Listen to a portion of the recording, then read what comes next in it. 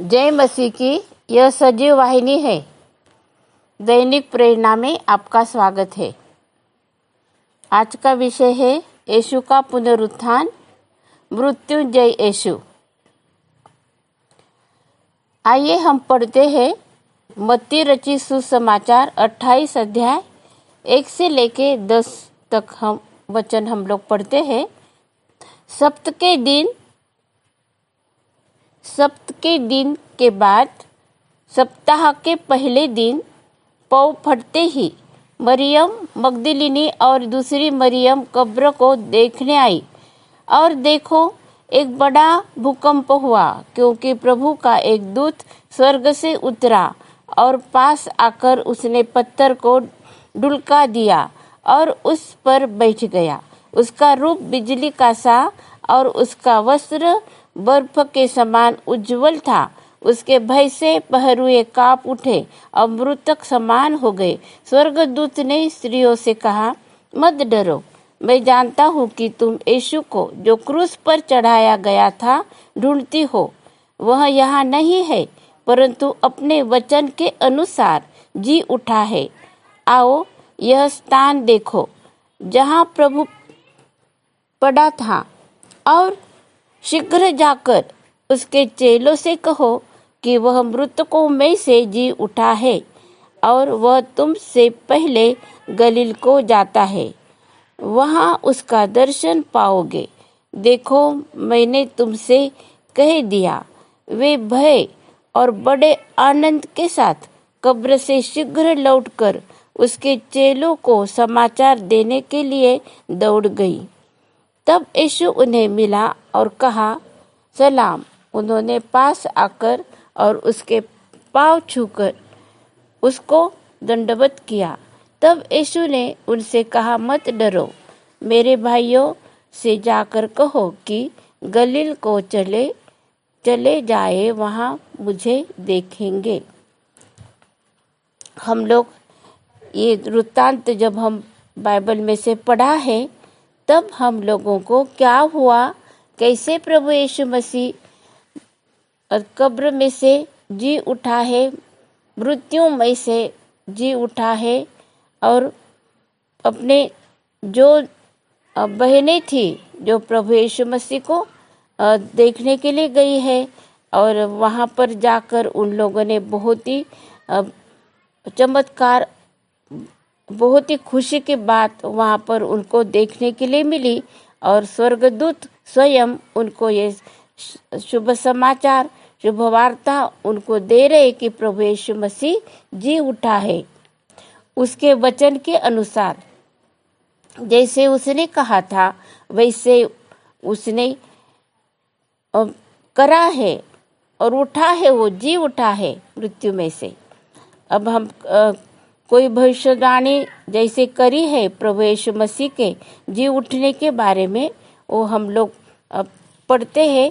हम देखते भजन संहिता 71 और 20 वचन में, तूने तो हमको बहुत से कठिन कष्ट दिखाए हैं, परंतु अब तू फिर से हमको जिलाएगा और पृथ्वी के गहरे गड्ढे में से उबार लेगा। यहाँ पर हमारे लिए क्या आशा है, क्योंकि अगर प्रभु यीशु मसीह मृतकों में से जी उठा है तो हमारे जीवन में भी कुछ तो आशा है।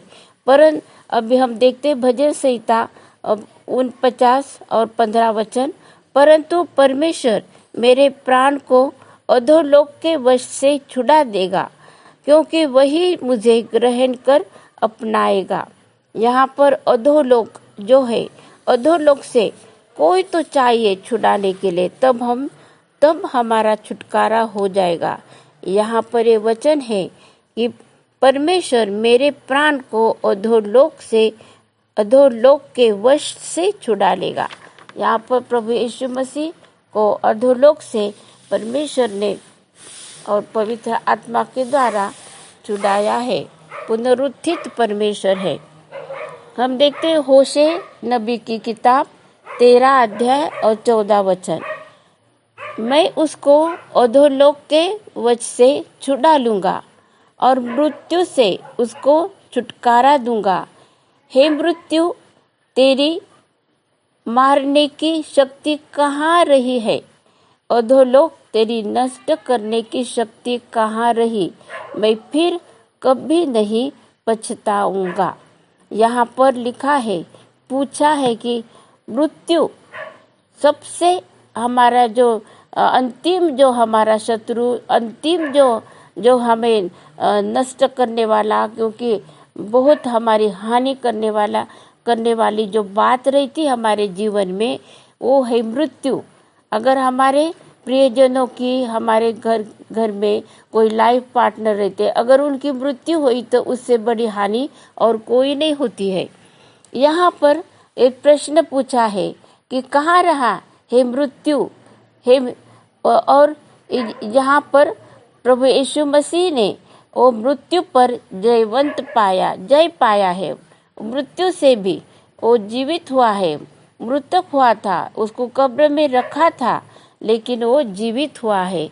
आज संपूर्ण विश्व में उसके पुनरुत्थान की जो खुशी हम मनाते हैं, एक खुशी प्रभु यीशु मसीह सिर्फ ऐसा मनुष्य है इस धरती पर, स्वर्ग से उतरा हुआ और मनुष्य बना, ओ परमेश्वर, ओ मनुष्य जो मर गया था सूली पर, जिसने अपना पवित्र लहू बहाया हमारे पापों के लिए, वो मनुष्य मृत्यु में से जीवित हुआ है।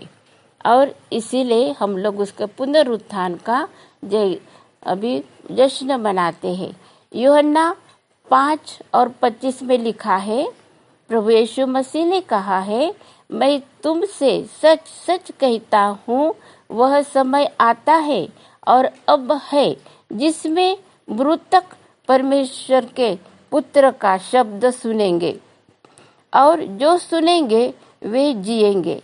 यही हमारी आशा है, यही हमारा मसीह जीवन है।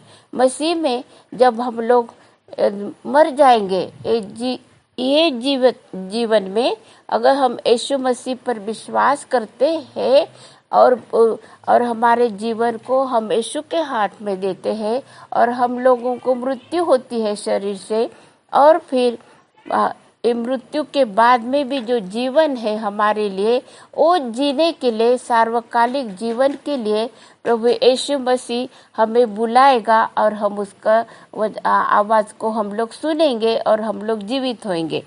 ऐसे है।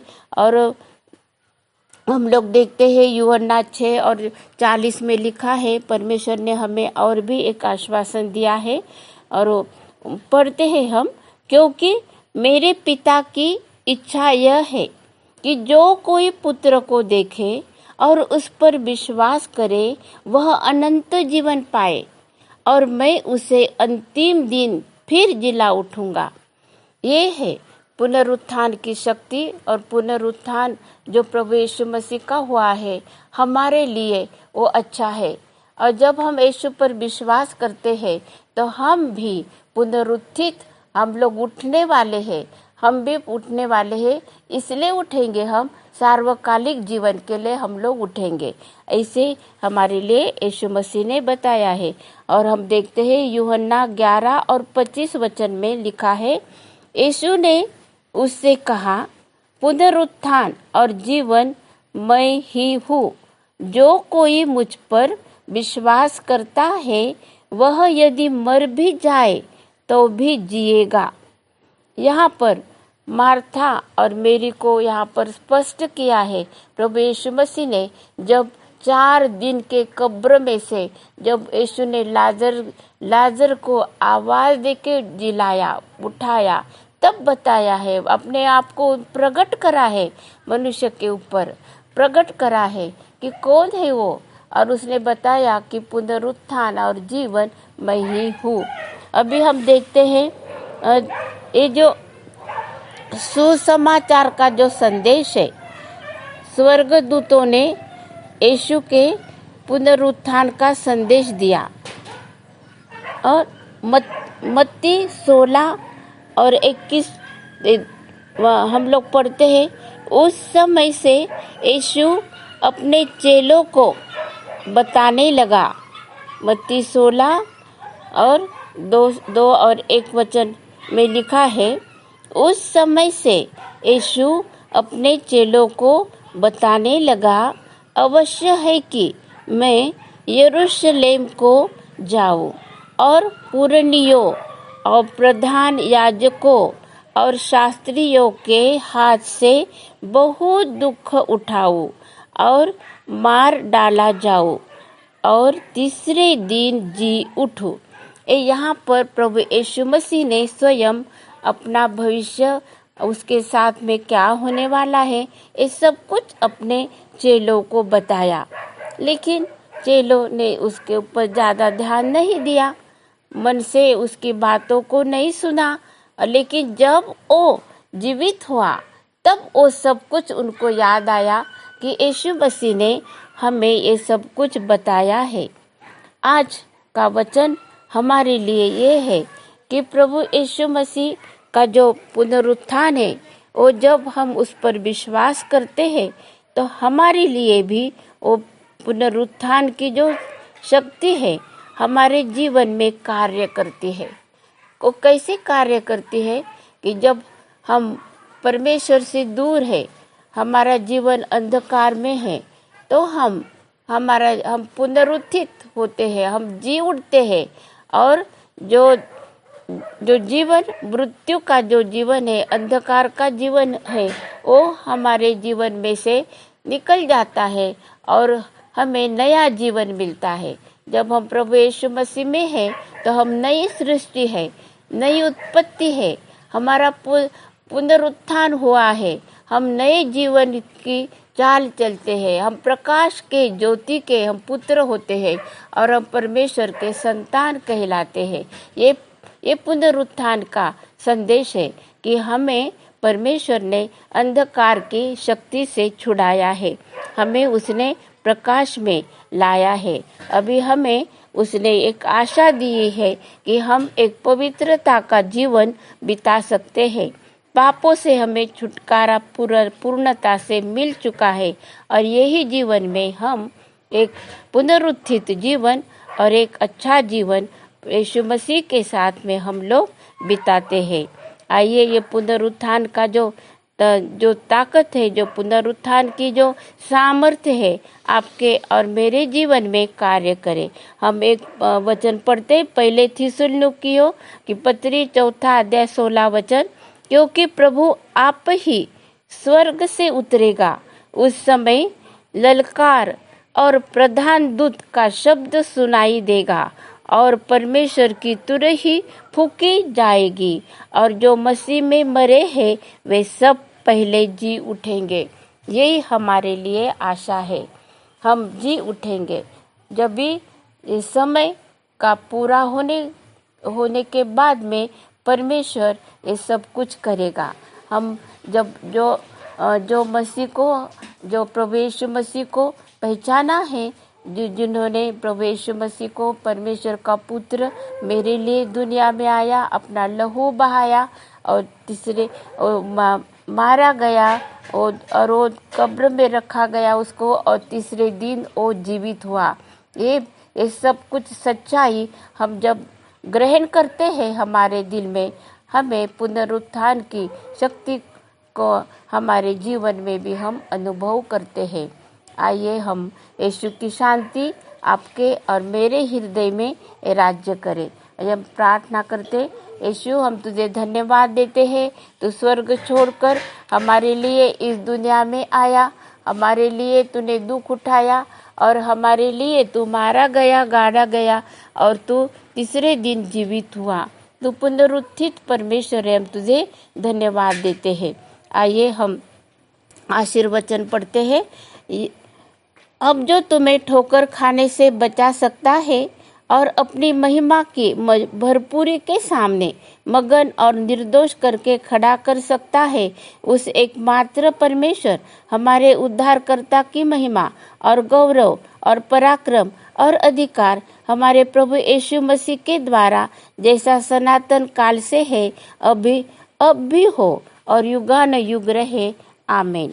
अब प्रभु यीशु मसीह का अनुग्रह और परमेश्वर का प्रेम और पवित्र आत्मा की सहभागिता हम सबके साथ और समस्त विश्व में विश्वासियों के साथ होती रहे। आमीन।